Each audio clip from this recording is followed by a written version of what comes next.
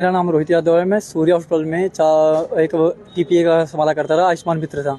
वहाँ पे काम के दौरान मुझे डॉक्टर राजीव के खिलाफ गलत कामों की मतलब पता चला मुझे उनके। तो मैंने सारे सबूतों के साथ सिविल हॉस्पिटल हिसार में मैंने आयुष्मान में उनकी शिकायत दर्ज कराई। और ईपीएफओ घोटाला, वो फर्जी कर्मचारी दिखा के जो रियल एम्प्लॉय हैं उनका हक मारा करते थे। और उनके हॉस्पिटल के अंदर एक इनलीगल मेडिकल शॉप चल रही थी, जिसमें जो 18 सालों से इनलीगल चल रही थी। मैंने जब कंप्लेंट करी तो एफडीए हरियाणा ने उनका ड्रग लाइसेंस कैंसिल किया। और ड्रग लाइसेंस कैंसिल किया, लेकिन उन्होंने एक चीज़ वो छुपा ली कि जिस एक्ट में उन्होंने किया है उसको, एम्प्लॉयर एक्ट में, वो 2011 से एम्प्लॉय बन के उसका उनका ब्रदर इन लॉ बैठा हुआ था ईपीएफओ घोटाले में। लेकिन 15 साल ड्रग डिपार्टमेंट हिसार ने एक झूठी रिपोर्टें बनाई और क्या नाम है, कोई इंस्पेक्शन नहीं करी। जब मैंने पहली शिकायत दर्ज कराई तो 2 बार डीसीओ ने मेरी शिकायतों को लेबर कोर्ट का मामला कह के बदल दिया। लेकिन डीसीओ सारिका जब मेरी अप्रैल की सीएम विंडो पे आई तो उन्होंने उस पर उसका लाइसेंस कैंसिल कर दिया। तो मैंने ये बोला, पहले डीसीओ ने, मतलब कि अगर पहले ही डीसीओ ने कर देते तो शायद वो मेडिकल अभी तक चल नहीं रही होती। तो डीसीओ सारिका ने जब उस एक्ट की तरह किया तो ड्रग डिपार्टमेंट हिसार की बहुत बड़ी लापरवाही उन्होंने छुपाई इसमें कि वो आदमी आइडेंटिटी फ्रॉड करता था। मतलब कि अपने नामों में सरनेम को चेंज करके सरकारी विभागों को धोखा देता था। मतलब उसने 4 सरकारी विभागों को अपने अलग अलग नाम से दर्ज था। विक्रम सिंह गोयल और विदाउट सरनेम के 2 और नाम कर रखे थे उन्होंने। उसने सिटी हॉस्पिटल पे एक फेक फर्म पे दिखा के 18 साल तक टैक्स पे किया। और लेकिन इनलीगल तरीके से वो दुकान सूर्य हॉस्पिटल में चल रही थी। ठीक है, टैक्स और एक्साइज पोर्टल की अभी भी वो रिपोर्ट, उनके पोर्टल पे जो रिपोर्ट चल रही है अभी भी सिटी हॉस्पिटल पे दर्ज है। लेकिन उनका कहना है कि 2008 में उन्होंने एड्रेस चेंज कर लिया था, पर 2017 में जब जीएसटी आया था उस पर रिटर्न फाइल करी गई। मतलब एक नकली फर्म पे उन्होंने टैक्स पे किया और असली दुकान सूर्य हॉस्पिटल के अंदर चली जा रही थी। क्योंकि इसमें नाम में उसने अपने नाम को विक्रम गोयल बता रखा था सिटी हॉस्पिटल में, और अपने आप को विक्रम सिंह गोयल बना रखा था ड्रग डिपार्टमेंट में सूर्य हॉस्पिटल के अंदर। तो सूर्य हॉस्पिटल में 18 साल जो दुकान चली वो पूरी तरह से इनलीगल थी। और यह मेडिकल में एक फेक फार्मासिस्ट जो जाली दस्तावेज लेके विक्रम सिंह नाम से बन के उसने 6 साल फार्मासिस्ट बन के लोगों को दवाइयाँ दी। मतलब एक नकली दस्तावेज पे उसने दवाइयाँ दी। और जब उसके सिंह नाम का फ्रॉड मैंने उसमें ड्रग डिपार्टमेंट में जांच करी तो मैंने आरटीआई लगाई कि सिंह नाम के डॉक्यूमेंट, जो वैलिड डॉक्यूमेंट है, आप दिखाइए। तो उसने क्या नाम है, जो डीसीओ ने रिटर्न स्टेटमेंट में दे रखा था कि मेरे पास गैजेट नोटिफिकेशन भी है और अखबार की कटिंग भी है और नाम बदलने का मतलब पूरा लीगल तरीका है, तो रिकॉर्ड पे है। तो जब मैंने आरटीआई लगाई ना तो उसके बाद वो रिटर्न स्टेटमेंट उनका जवाब आया शून्य। ठीक है, मतलब कि उनके पास कोई भी सिंह नाम का वैलिड डॉक्यूमेंट लिया ही नहीं था उन्होंने रिकॉर्ड पे। उन्होंने एक फेक फर्जी फार्मासिस्ट को 6 साल यहाँ पे मतलब अलाउ कर दिया, जो नकली नामों से लोगों को दवाइयाँ बेच रहा है। और उसके बाद जब मैंने डॉक्टर की एनेस्थीसिया की शिकायत कर रखी थी, एनेस्थीसिया की शिकायत करके थी, एनेस्थीसिया स्कैम की। ठीक है, तो उस दौरान मेरे से ईपीएफओ घोटाला की भी इनकी शिकायत चल रही थी। मैंने सबसे पहली शिकायत एसपी ऑफिस में भी करके थी और फिर उसके बाद सिविल हॉस्पिटल में भी करी हुई थी। तो जब मेरे को डॉक्टर राजीव के फ्रॉड बाहर आने लग गया तो उन्होंने क्या किया, मेरे ड्यूज़ मुझे वापस देने के लिए सीएमओ अनामिका बिश्नोई जी के सामने उन्होंने अपनी गलती एक्सेप्ट करी, मुझे सॉरी भी कहा उस टाइम। उन्होंने बोला सॉरी फील करके उन्होंने क्या किया, मेरे को मेरे ड्यूज़ मुझे दे दिए। मैंने सरकार को ये लिख के दिया आयुष्मान बयान में कि मेरे सबूतों की जांच सरकार करे, मैं व्यक्तिगत तौर से मैं इस शिकायत से अपने आपको दूर करता हूँ। लेकिन क्या हुआ, जुलाई तक सरकार ने कोई कार्रवाई नहीं करी। ईपीएफओ विभाग ने जब इनके ऊपर जाँच में ये फ्रॉड साबित हो गए थे तभी भी उन्होंने कोई इंक्वायरी नहीं करी। जब मैंने क्या नाम है 16 जून को खुद लेटर जाके लिख के दिया कि सर अगर चोरी के पैसे दे देगा तो उसका गुनाह माफ़ नहीं होता। वहाँ पे 18 सालों से और भी कर्मचारी काम कर रहे होंगे, लेकिन उनका क्या, उनको तो कोई हक नहीं दिया जा रहा। फर्जी फार्मेट टैक्स चोरी किया जा रहा है सरकार को दिखा के। जो रियल एम्प्लॉय काम कर रहे हैं उनको पीएफ बेनिफिट से मतलब कि वंचित किया जा रहा है। अपने घर के मेंबर को उन्होंने, उसी विक्रम गोयल को, अपने मतलब उनको ब्रदर इन लॉ और उसकी वाइफ को उन्होंने टैक्स उसको ईपीएफ दे रहे हैं। सैलरी ज़्यादा दिखा रहे, वो कभी काम भी नहीं करते, वहाँ हॉस्पिटल में आते भी नहीं है, लेकिन एक सैलरी सीट में हमारी उनको दर्ज करके 18 सालों से पीएफ बेनिफिट भी दिला रहे हैं। और सरकार को ये दिखाया जा रहा है कि इनको ज़्यादा मात्रा में सैलरी भी दी जा रही है। रोहित, आप उसी हॉस्पिटल में काम करते थे? हाँ जी, हाँ जी। आज आप उसी हॉस्पिटल के खिलाफ मीडिया के सामने खड़े हो, क्या रीजन है? सर, मैंने क्या 2025 में जब सितंबर में डॉक्टर को मेरी ही आयुष्मान पे पोर्टल पे जब गलत डायग्नोस डालते हुए मैंने पकड़ा, मैंने उनको मना भी किया कि छोटे ऑपरेशन के लिए बड़ा पैकेज आप क्यों सेलेक्ट कर रहे हो। उस टाइम मैंने उनको रोका भी था। तो मैंने 60 क्लेम, तो उस टाइम डॉक्टर राजू ने जो बोला कि तुझे क्या पता जो कर रहे हैं वो मुझे पता है कि तू डॉक्टर है कि मैं डॉक्टर हूँ। मैंने ठीक है सर, मैं चुप हो गया उस टाइम।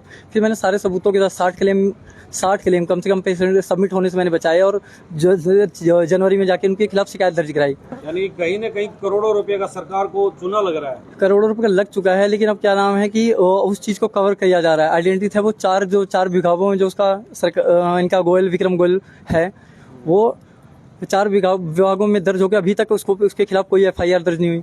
हरियाणा एफडीए कमिश्नर ने मेरी सीएम विंडो पे रिमार्क भी दिया है कि हमने रोहित यादव की कंप्लेंट पे ड्रग लाइसेंस कैंसिल कर दिया है और आगे की जांच कंसर्न डिपार्टमेंट करे, मतलब आइडेंटिटी फ्रॉड की पुलिस विभाग। डॉक्यूमेंट्स किस चीज के लिए रखे हाँ जी, आपने? ये डॉक्यूमेंट सारे सरकारी विभागों की रिपोर्टें हैं जो क्या नाम है, एक तो टैक्स रिकॉर्ड की और आयुष्मान की जो कंप्लेंट चल रही हैं, डॉक्टर के खिलाफ जितने भी मतलब एविडेंस है, मैंने फोटोज वगैरह सारी चल रही हैं इसमें। जिन मरीजों के इन्होंने यहाँ पे टीके लगाए उनके साथ फोटो के साथ मैंने इनकी फोटो आयुष्मान में दी थी। उसके बाद भी अभी भी इनका लाइसेंस कैसे चल रहा है, आयुष्मान कैसे चल रहा है, कैंसिल? इनका 8 महीने से कम मैं अपनी एटीआर के लिए वेट कर रहा हूँ, लेकिन एटीआर मुझे दी नहीं जा रही। पीएमओ कार्यालय में मैंने सीपी ग्राम पे भी सब जगह मैंने इनके फ्रॉड के लिए बात करी। अब ये मुझे डराने धमकाने का इनका प्रयास खत्म हो गया, तो ये मुझ पर कल जो ईपीएफओ के मेरे बेनिफिट दिए थे, मेरे पैसे जो सैलरी से काटे थे इन्होंने, वो मुझे वापस दिए थे। और मैंने एफिडेविट दे के एसपी सर को बताया था ये बात कि सर मेरे ड्यूज मेरे को दे दिए गए हैं। मैंने फरवरी में ही बात कंफर्म कर दी। 6 महीने बाद आज वो उस चीज़ को एक्सटॉर्शन बना के मेरी छवि खराब कर रहे हैं कि रोहित यादव मेरे खिलाफ ब्लैकमेल कर रहा है। अभी तो मैंने उनसे पूछा ब्लैकमेलिंग का एक सबूत तो होगा।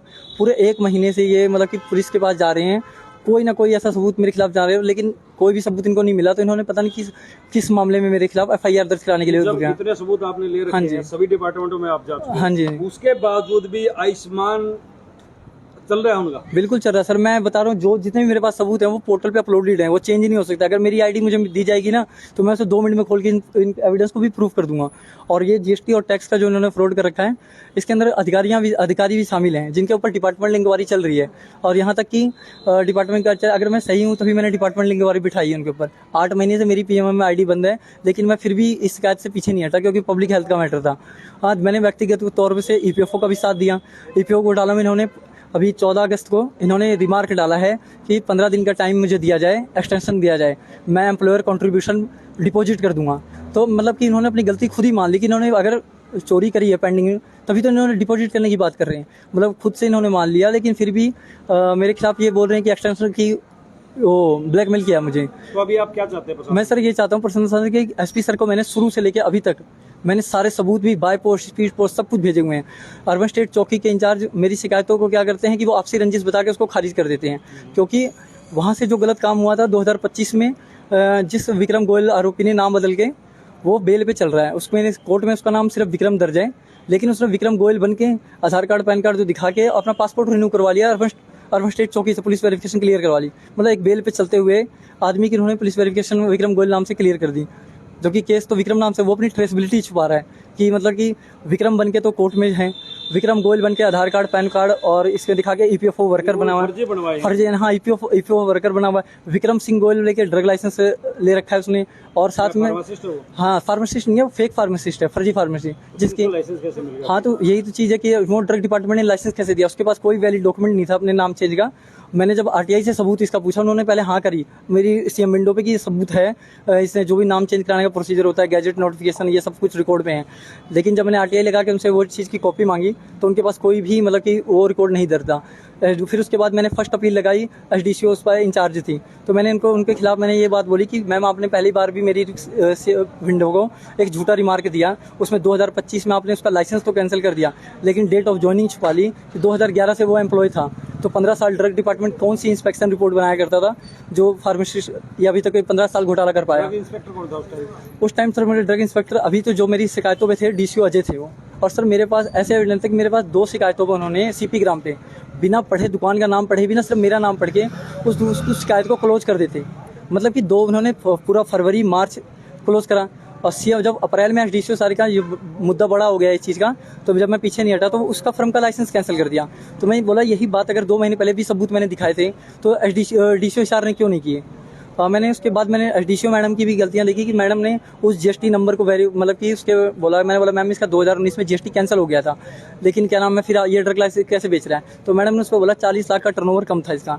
तो मैंने मैम को आज वो जीएसटी नंबर अगर चेक किया जाए तो वो सिटी हॉस्पिटल का दर्ज था, सिटी हॉस्पिटल, अब दुकान चल रही थी सूर्य हॉस्पिटल में।